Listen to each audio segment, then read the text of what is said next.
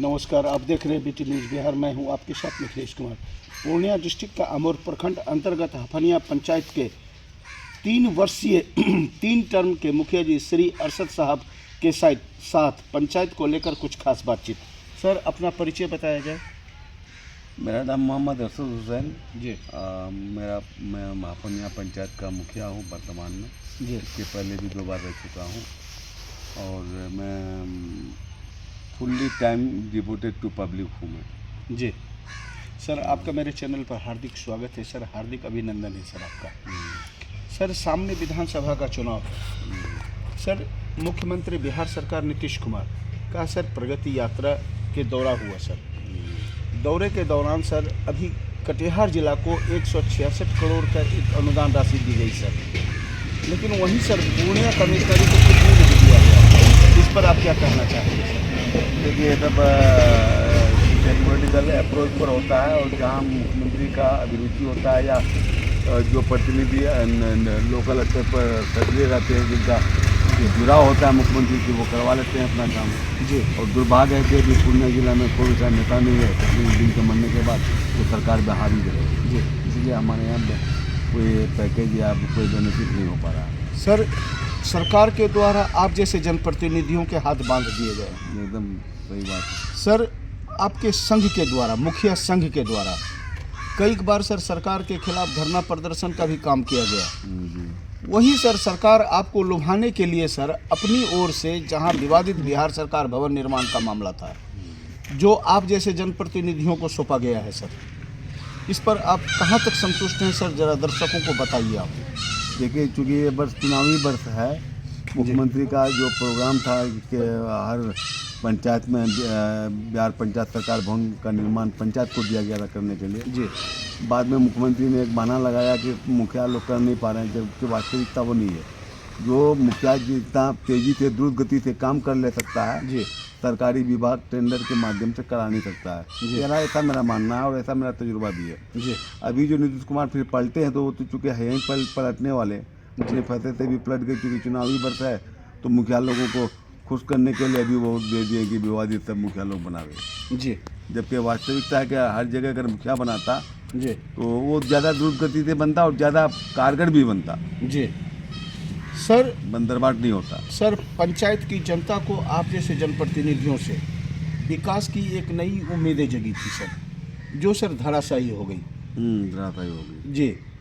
Sir, आप जैसे जनप्रतिनिधियों का एक ही काम बचा है, पंचायत करना। विकास का कोई भी काम नहीं कर पाते हैं सर, आप जैसे जनप्रतिनिधि। नहीं है आप कुछ। सर, सामने जो विधानसभा चुनाव है, जड़ आप हैं सर, आपके ही माध्यम से कोई विधानसभा तक जाएगा सर। आपका अमोर विधानसभा सर बिहार में एक विवादित विधानसभा है सर, बहुत सारे प्रत्याशी हैं सर। अभी जो वर्तमान आपके विधायक हैं सर अख्तरुल ईमान, इससे पहले सर थे आपके सवा जफर जदयू से, उनके माध्यम से जो काम किए गए सर, और आज जो विधायक वर्तमान विधायक हैं, इनके द्वारा किए गए काम से आप सर कितना संतुष्ट हैं? देखिए, चूँकि फैक्ट आप भी जानिए। जी सर। हालांकि मेरा जो वर्तमान विधायक है बहुत शिक्षित, well qualified and well speaker हैं, पूरे बिहार में नॉन पर्सन है, फेमस है। जी। और सवा जफर भी विधायक रहे हैं 2 बार। जी। और जलील मस्तान कंटिन्यू आज 35 साल से विधायक रहा है, जो हमारे पड़ोस मंत्री पद पर भी थे सर। जो मंत्री पद भी रह चुके हैं। तो इस क्षेत्र का दुर्भाग्य कहिए कि सरकार में तो जलील मस्तान भी रहे, सवा जफर भी रहे जी, मगर जो काम उन लोगों ने नहीं करा पाया, उस काम को धरातल पर अख्तरुल ईमान साहब ने ला दिया। अभी मानंदा में पुल बन रहा है, हमारे बगल में कनकई में खारी घाट और रसली में पुल बन रहा है। The all contribution goes to mister Akhtarul Iman. जी सर, ये हम लोग अख्तरुल ईमान को थैंक्स करते हैं और साथ साथ बिहार सरकार को भी थैंक्स करते हैं। फंड अलॉट कर दिया गया, काम चालू हो गया है और आने वाला समय में ये अभी आप जानिए कि अख्तरुल ईमान ही कंटेस्ट में आगे है। अब कंटेस्ट जिससे हो जाए, लेकिन it is possible that he will be elected.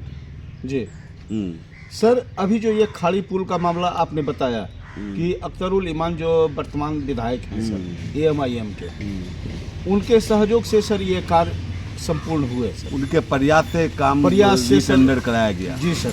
और 4 क्या कहते हैं कि लेकिन फाइलिंग वहीं हो रहा है। सर कुछ लोग कहते हैं कि ये सवा जफर के द्वारा करवाया गया है, इसमें कितनी सच्चाई है सर, उसको थोड़ा सा स्पष्ट देखिए कीजिए। मैं सच बात बताता हूँ कि जब पुल का प्रोपोजल तस्लीमुद्दीन साहब ने अपने ज़माने में लाया था, जी लेकिन उसके बाद तस्लीम साहब नहीं रहे किशनगंज संसदीय क्षेत्र से पार्लियामेंट में, जी तो सभा जफर विधायक थे तो फाइल को लेके वो खूब दिल्ली का दौरा किया और खूब जाके वहाँ के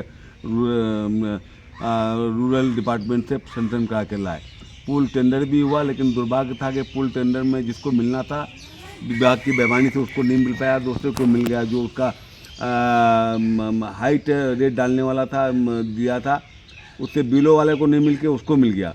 उन्होंने केस कर दिया तो ये मामला 2 साल में सेटल हुआ। उसके बाद जब पुल बनने लगा तो उतनी छोटी पुल बनने ही के क्रम में जो है बीच से नदी पास कर गई। जी तो फिर उसको जो है रीटेंडर कराने के लिए 4 पाइलिंग बढ़ाया गया, 6 को पाया।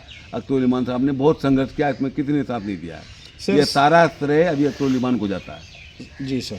सर सांसद महोदय का इसमें क्या योगदान है सर, डॉक्टर जावेद साहब? हम तो समझते हैं कि नहीं है उनका कोई रोल नहीं है और वो कुछ किए भी नहीं इस मामले में। उद्घाटन समारोह में उनका भी आगमन हुआ था सर। क्योंकि उद्घाटन समारोह में सरकार का बायलॉज है कि विधायक और सिटिंग सांसद। एमपी आना ही है, उसको निमंत्रण करना मजबूरी है विभाग का, उसको किया ही जाता जी। है और वो उसका रोल रहे नहीं रहे उसको आना ही पड़ेगा। जी सर, एक अहम छोटा सा सवाल सर आपके साथ। प्रधानमंत्री आवास योजना सर, आप 15 साल से इस पंचायत की सत्ता पर आसीन हैं सर। अभी जो वर्तमान में आवास योजना, प्रधानमंत्री आवास योजना, इसकी क्या स्थिति है?